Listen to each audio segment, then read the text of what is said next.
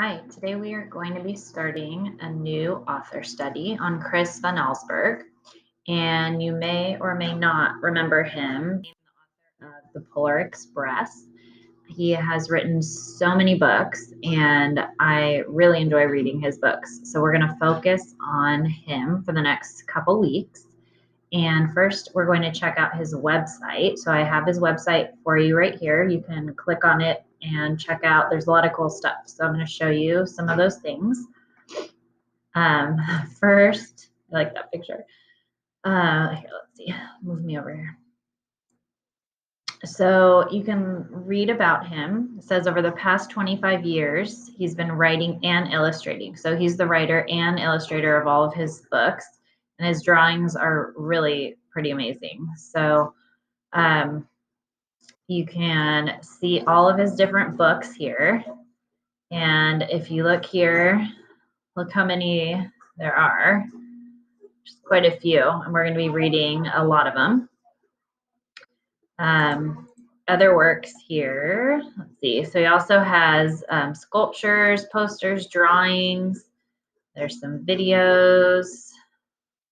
He's won the Caldecott Award, which is the award given for the best children's book of that year, and he's won it 2 times. The Polar Express won it, um, and you'll notice on that book there's a medal, the Caldecott medal on the Polar Express. So it's pretty cool.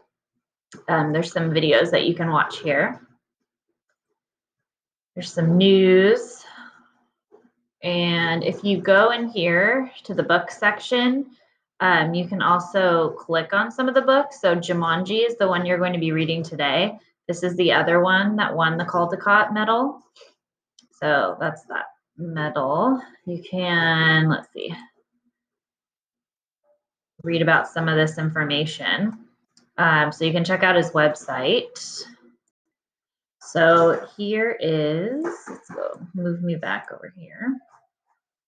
So here's what you're going to be doing. Write your name in here. So all of his books follow this special pattern. So it's called reality, fantasy, reality twist. What that means is reality. The first reality establishes the setting and characters of the story in a real life situation. So reality means real, something real that takes place. Then it moves on to fantasy. Fantasy, a lot of you guys read fantasy books. Fantasy means not realistic. So it could not happen in real life. This part, excuse me, this part establishes the problem in the story. So the book's going to start in reality, then it's going to move to fantasy. Then it goes back to reality. So this is the new reality. Usually the story goes back to normal. The characters question whether the fantasy even occurred. So the characters in his stories get kind of confused. They're thinking, does this really happen? I don't know, maybe not. And then at the end, there's the twist. The twist is a piece of fantasy that allows the characters of the reader to believe this shouldn't be of. This is a typo. Allows the characters and the reader to believe that the fantasy did really occur. So as a reader, we question, did it really happen?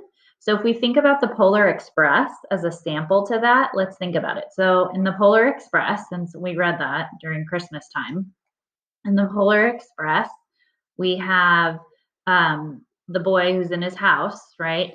And he's going to bed. It's the night before Christmas. He's all excited. So that's reality.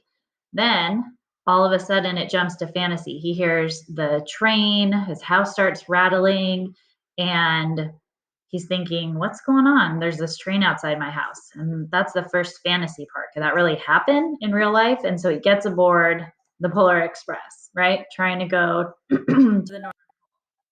So then we go back to this reality. So then at the end, so most of the Polar Express takes place in fantasy, right? The whole journey to the North Pole, they're in the North Pole. Then he meets Santa, and then reality. He goes back to normal, right? So he goes back to his house, he wakes up, and they're having Christmas morning, and everything's back to normal. And he's thinking, well, yeah, I didn't just go on a train to the North Pole. right? And then there's the twist. The twist is when he finds the bell, right? And he gets the gift from Santa that he had gotten on his journey. So then as a reader, we're thinking he did really go there, right? And he as a character thinks he did really go there. So that's the twist at the end. So it follows this pattern of reality, fantasy, reality, twist. So I want you to be looking out for that in all of the books that you're going to be reading throughout this unit.